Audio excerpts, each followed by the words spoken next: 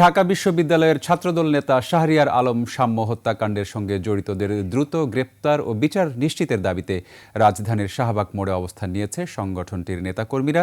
সকাল 10টার দিকে এ মোড়ে অবস্থান নেয় ছাত্রদল। সকাল থেকে শুরু হওয়া অবস্থান কর্মসূচি বিকাল 5টা পর্যন্ত চলবে বলে জানিয়েছেন আন্দোলনকারীরা। বৃষ্টির মধ্যেও তারা শাহবাগ মোড় অবরোধ করে রেখেছেন।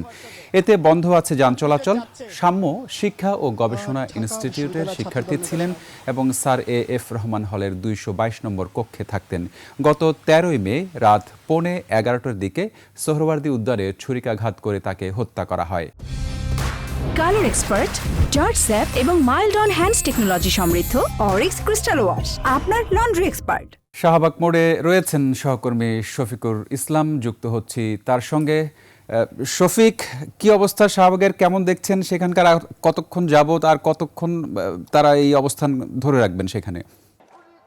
ধন্যবাদ। সকাল থেকে ছাত্র দলের শুরু হওয়া অবস্থান কর্মসূচি এখন পর্যন্ত শাহবাগ মোড়ে চলছে। সকালে বৃষ্টির মধ্যে তাদের এই অবস্থান কর্মসূচি শুরু হয়। সে সময়ে তাদের যে নেতাকর্মীদের সংখ্যা কম থাকলেও বেলা বাড়ার সঙ্গে সঙ্গে নেতাকর্মীদের সংখ্যা কিন্তু বেড়েছে এবং সেই সঙ্গে এই আজকের অবস্থান কর্মসূচিতে ঢাকার আশপাশের ইউনিট থেকে ছাত্র দলের নেতাকর্মীরা যুক্ত হয়েছেন, পাশাপাশি বিভিন্ন বেসরকারি বিশ্ববিদ্যালয়ের শিক্ষার্থীরাও কিন্তু যুক্ত হয়েছেন।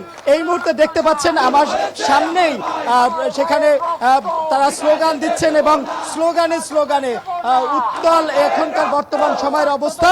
এই মুহূর্তে আমার সঙ্গে রয়েছে এই ছাত্র দলের কেন্দ্রীয় কমিটির সভাপতি রাকিবুল ইসলাম, তার সঙ্গে একটু আমরা কথা বলার চেষ্টা করব। দেব না সাম্য ভাইয়ের রক্ত। আজকের কর্মসূচি সম্পর্কে একটু জানাবেন। আজকে আমাদের কর্মসূচি চলমান রয়েছে। সকাল 10টা থেকে মুষলধারে বৃষ্টিকে উপেক্ষা করে হাজার হাজার ছাত্র দলের নেতাকর্মীরা, সাম্যের আদর্শিক ভাইরা এই বৃষ্টিকে উপেক্ষা করে বৃষ্টিস্নাত রাজপথে অবস্থান নিয়েছে। আমরা বিকেল 5টা পর্যন্ত আজকে আমাদের অবরোধ চালিয়ে যাব এবং ইন্টারিম সরকারকে আমরা সর্বশেষবার মতো সতর্ক করব, যদি সাম্য ভাইয়ের হত্যার বিচার সুনিশ্চিত না হয় আমরা আরো বৃহৎ কর্মসূচিতে যাব।